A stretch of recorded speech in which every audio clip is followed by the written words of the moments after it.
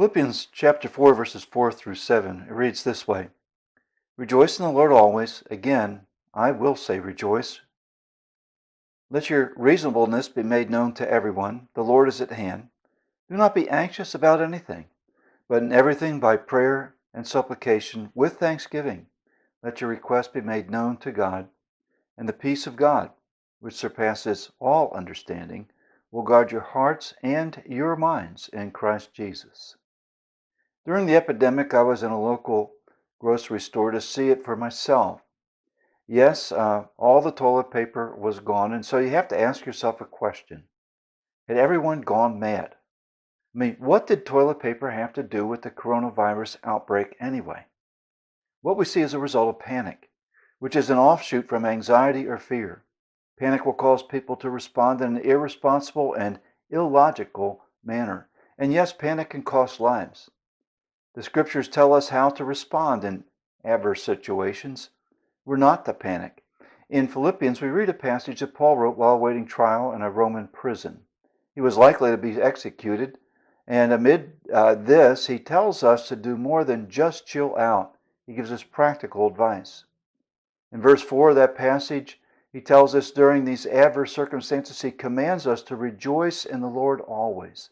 He repeats this, and again I will say rejoice. As believers, we're to be exceedingly glad all the time. We're to rejoice.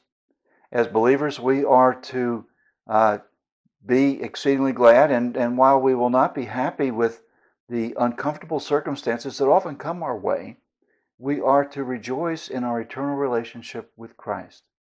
For us who believe, He is our joy and our hope. Now in verse 5, he gives us a second point. We are to let our reasonableness be made known to everyone. Reasonableness is a strange word for us today. The word reasonableness in the Greek has a thought of being suitable, equitable, mild, gentle, forbearing, and gracious. We are to let others see a different type of response to the situations. Rather than harshness, panic, or selfishness, we're to allow a calm, joyful, and gracious disposition be seen by others. And we can only do this if we truly believe that the Lord is at hand. He is omnipresent. He has never left us. He is omnipotent.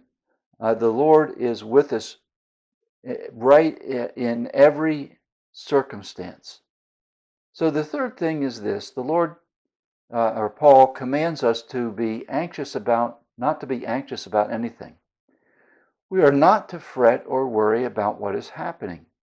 As a retired person, I realize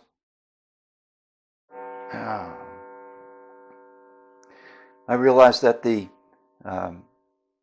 financial markets are taking a hit sometimes, and so does my retirement fund. But there is a temptation to be anxious. However, as I look at the past, I remember that being at some very low financial points in my life, and yet He has never let me down. The Lord has never let me down. Instead of being anxious, Paul commands us to pray to God with thanksgiving. So how do we do this? Well, we have to do it by faith, understanding that He is the omnipotent and omniscient, sovereign over our lives. He is in complete control, and that He will work all this out for His glory. Now, if we work this out, Paul states that the peace of God, which surpasses all understanding, will guard our hearts and our minds in Christ Jesus. I've used this formula in the past, and it will work. However, often when we experience that peace, we may inexplicably find ourselves fretting over the same things once again, hours or days later.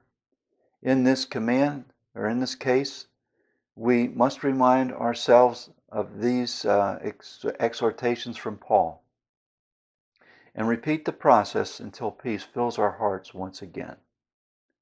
I know very well, having gone through recently a lot of things which could cause anxiety, but the ultimate solution in my life, going through all the medical stuff I've been going through over the past year, is to trust that the Lord is at hand. He's with me always. He's never left me or forsaken me, and He has a plan. And He is working things out, and I can trust Him in it. And that's the only way we can truly have peace in the midst of turmoil.